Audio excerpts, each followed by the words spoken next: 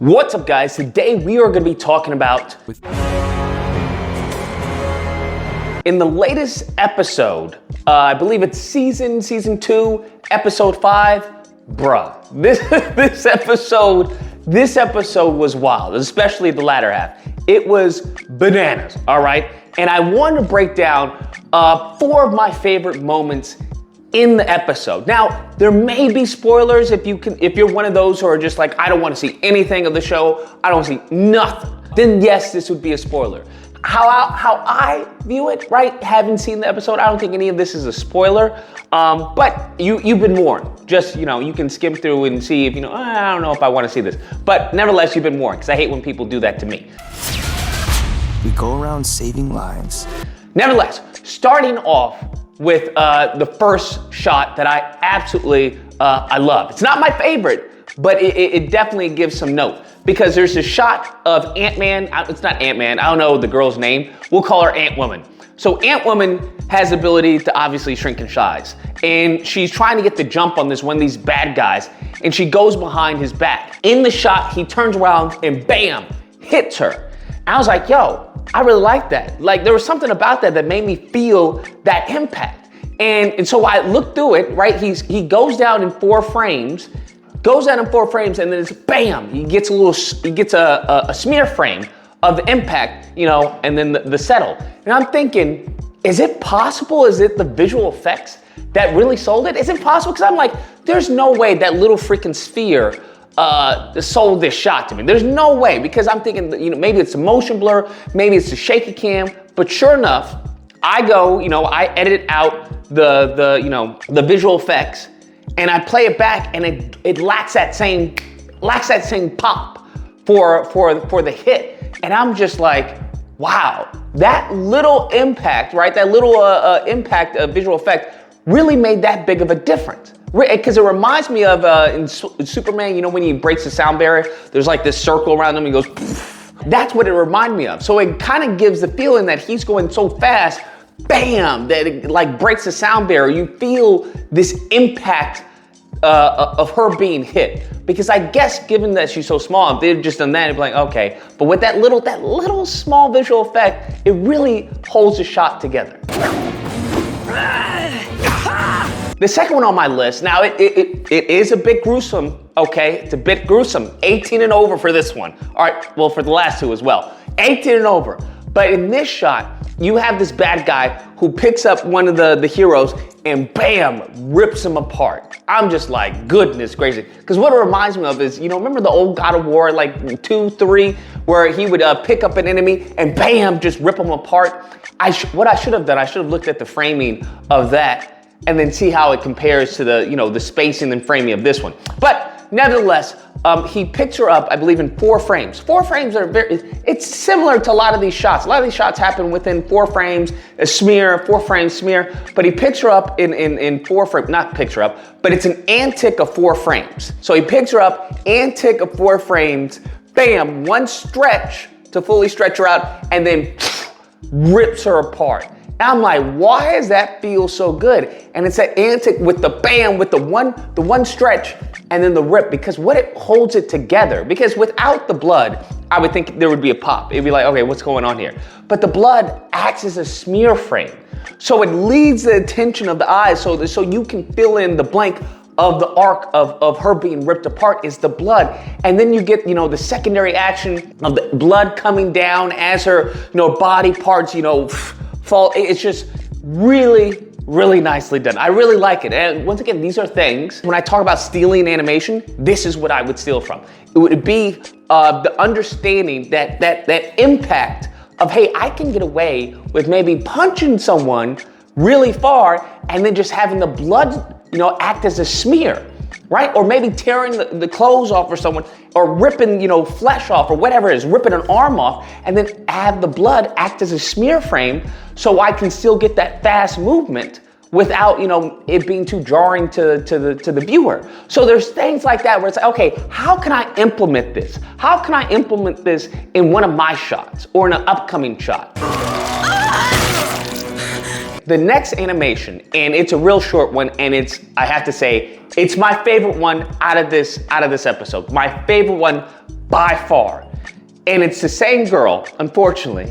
She has the powers to multiply herself, so don't feel bad. But it's the same girl. She's running towards him after, one of her had just been ripped apart, running towards him, and you just feel it. You really feel it. It's like she's just stopped, hit a brick wall. And it's this shot of him, bam, his hand going through her face. And I honestly had to go frame by frame and like, yo, what is going on here? This felt amazing.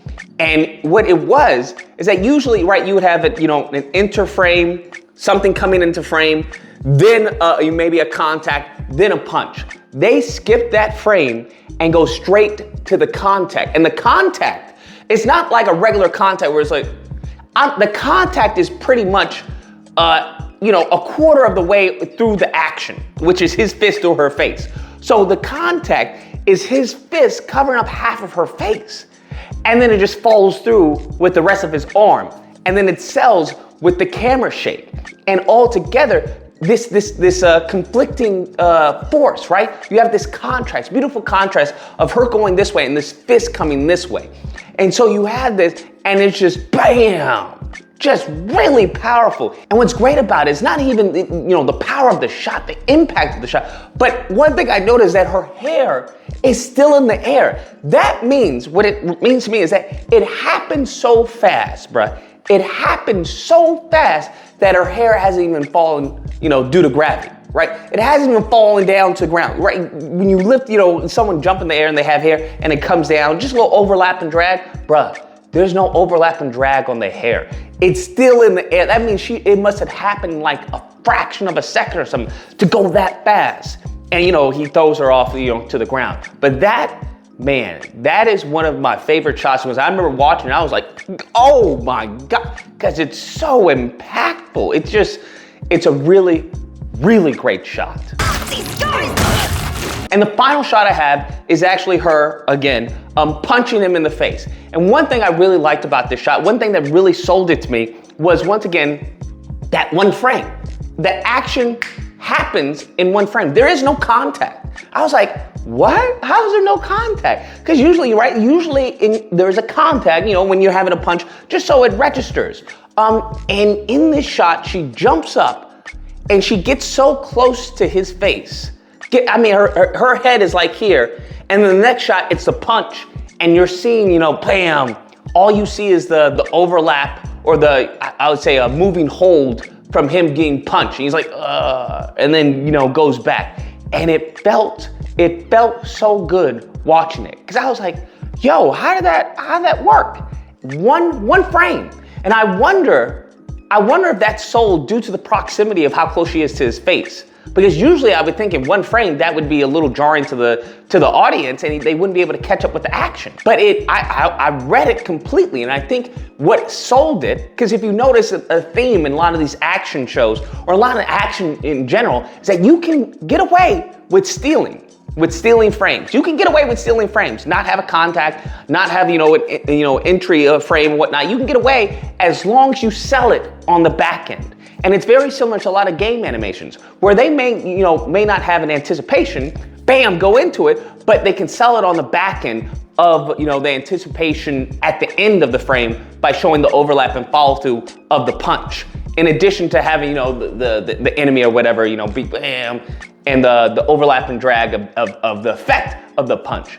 I think that's what really sold it to me, because the action happens so fast, but we're seeing, him, reacting to the punch. I think it's only like 4 frames, but it sells it.